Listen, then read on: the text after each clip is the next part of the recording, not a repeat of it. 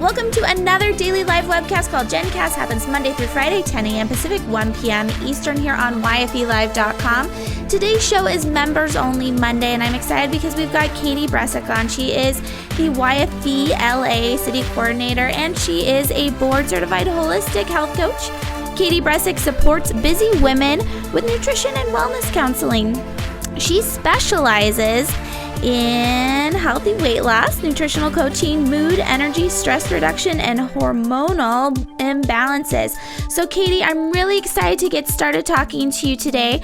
Oh, by the way, people, my name is Jennifer Donogh. You can tweet me at Jennifer Donogh. Use the hashtag Jencast during the next 15 minutes. If you're watching live, make sure that you check in the chat and introduce yourself. So Katie, welcome onto the show. Thank you so much for joining us. Thank you. Happy Monday. Excited to be here. I know, for Members Only Monday. So we're talking about young female entrepreneurs today. You're very into the LA scene. You do a lot of work, not only with the health coaching, but you also are knee deep into networking down there. So we're going to get into all of it. And really, if you have a question about health coaching, make sure that you chat it in and I'll push it over to Katie. So Katie, tell us a little bit more about what it is that you do.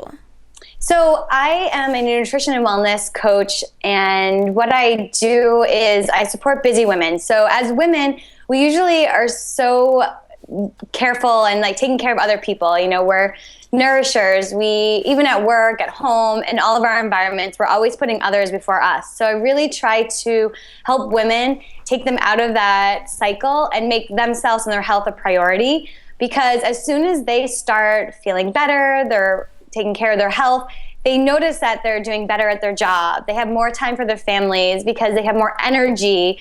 They're not craving things. They're not experiencing that 3 o'clock drop where they just want to kind of hide under the desk. And internally, when you feel really good about yourself, especially as a woman, that kind of shines through you and people really notice, and you get that promotion or the raise, or your relationship with your partner starts flourishing, because when you feel good, everything else in your life just gets so much better. That's true. So how did you get started with all of this? Because health coaching, that's not really a path I feel like a lot of people start off in, right? Mm-hmm. There's very few people that actually go to school and say, I'm going to get into health coaching when they're, 18 years old. There's usually some kind of story behind it. So tell us more about the why behind wanting to make women feel better. So I used to live in New York City. I was in the corporate world. I started in publishing, and then I went into digital marketing. I did account management, and then I went into sales. And I was really, really stressed out. Living in New York was my dream. I loved it. But I now live in LA, but I was living in New York, and I was so stressed out that I was so sick. One year, I had a chronic sinus infection for an entire year. I probably went to like 10 different doctors, and they had no idea like what was causing it. And they kept giving me like antibiotics, and it wasn't working, because over time your body gets totally immune to that. So I finally found a holistic doctor in New York, which I thought would be easier to find, but it wasn't. It took me a long time to find a doctor who would just listen to me. And I remember sitting in her office and just started like hysterically crying because I was so sick of being sick. And she basically just asked me like how my stress levels were. And I was like, horrible, I hate my job. And she was like, what do you like to do for fun? And what kind of exercise are you doing? And, just asking me like such personal questions that I, at that time, didn't understand how that really related to my health and wellness. But that day she gave me a prescription for a neti pot and for some probiotics, and told me to go to take yoga classes and learn how to meditate. And I was just kind of like, exactly. I was like in a daze. I was walking home and I'm like, do I listen to her? I'm like, well, nothing else is working, but it just felt so different than what I was used to hearing. Cause my whole life, it was like, I got sick, I had a pill, I took it, and I never really felt better, but that was just the way it was. So I have to say I have not had one sinus infection in over 6 years. And I have so much more energy now. And that was kind of like my aha moment. We all kind of have those moments in our lives. And I was like, okay, my sales and marketing thing is not fulfilling me. Not cutting it. Yes, at all. So I started doing yoga like she asked me to, and I became obsessed. I became a yoga instructor. And it was through this that I realized how much women kind of need permission to take care of themselves. And through this process, I realized like how much I had control of my health and wellness. And I never really thought much about a wellness plan for my life.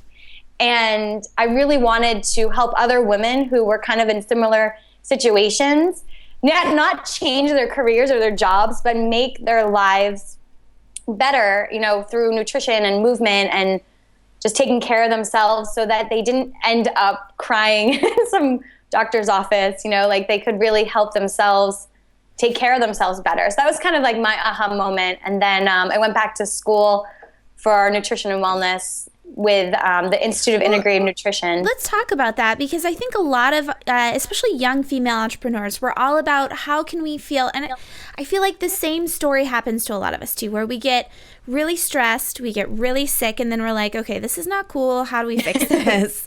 Exactly. And so people go into that whole research mode, and you took it up a notch because you wanted to help other women feel the same way.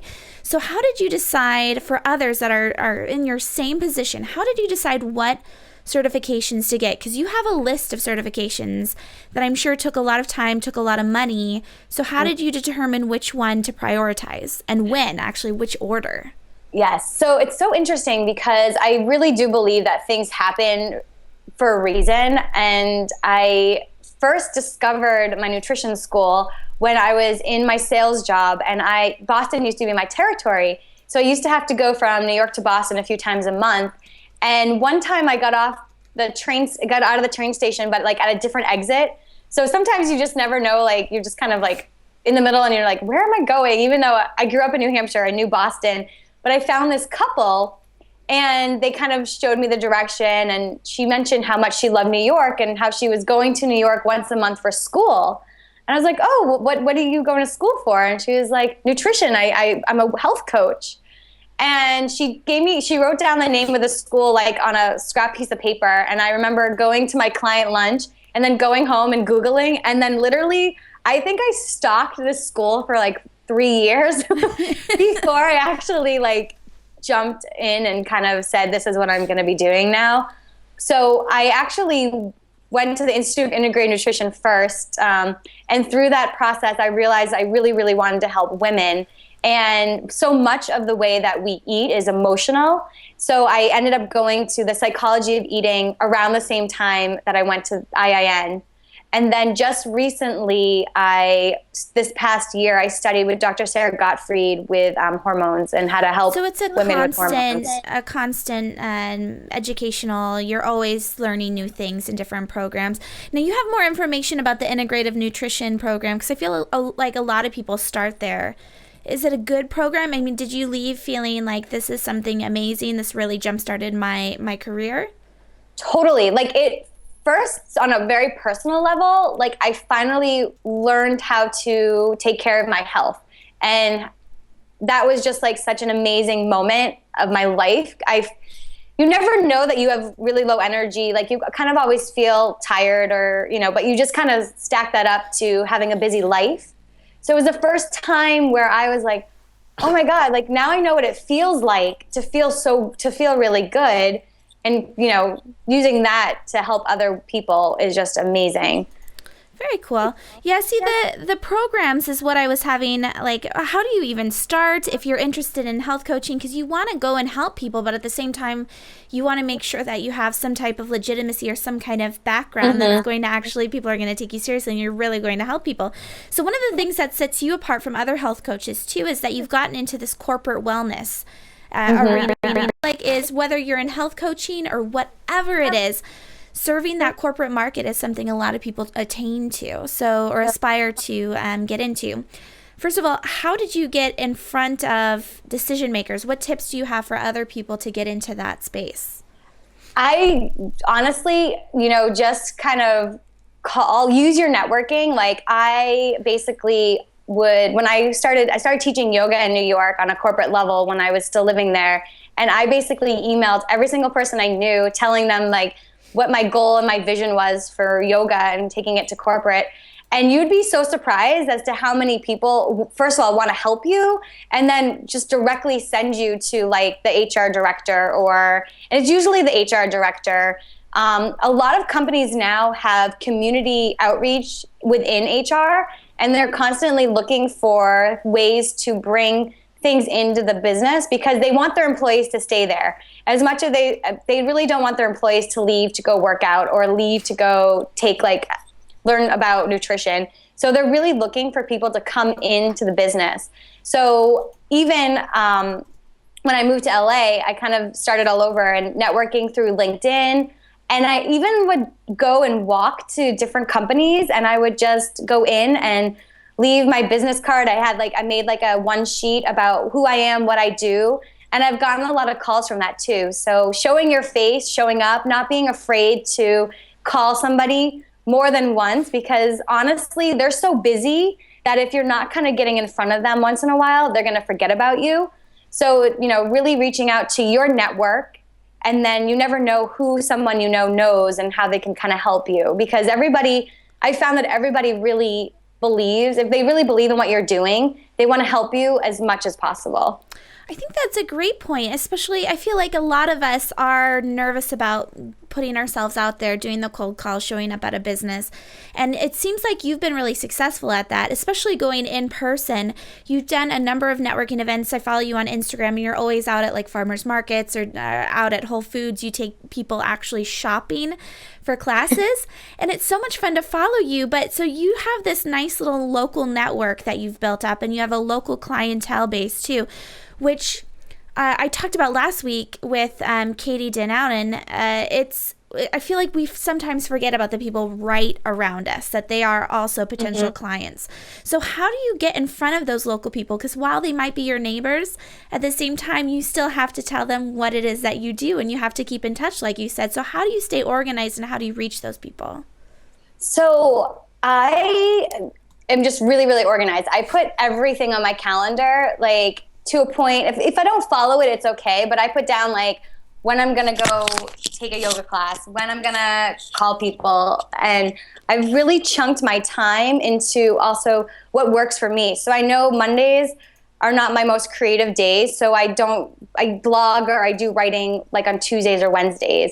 But I really block my schedule off, and I make sure that there's time in that every day for social media, for networking, for self-care time. And I really, chunking the time is like the best thing that I've ever done, instead of, going everywhere. And I recently read the 4-Hour Work Week. I don't know if you've read this book at all. I haven't. I mean, I have it. I have to confess, I have it on Audible, and I've tried to get through it a few times, but I just need to commit one day and do it. So you liked it? The whole book wasn't for me, but the whole point of like email management, because that was what for me was kind of getting me bogged down in my business. Totally kills you. Yeah. Oh my God. And I was like, and I would spend hours with email, even though I was like, I'm just going to take 5 minutes. So I now only check email at noon and at 4:00 every day. I really try to kind of keep it that way. Sometimes if I know I'm expecting something that comes in, I'll check. But it's so much more efficient. It's actually when people will get back to you. It's actually like it's not the junk mail that's coming in. It really, really helped me a lot, kind of chunking my email, because I think that for any entrepreneur, that's the one thing that really kind of bogs us down. And then it helps you get out there. It's like I go to at least 2 or 3 networking events a week.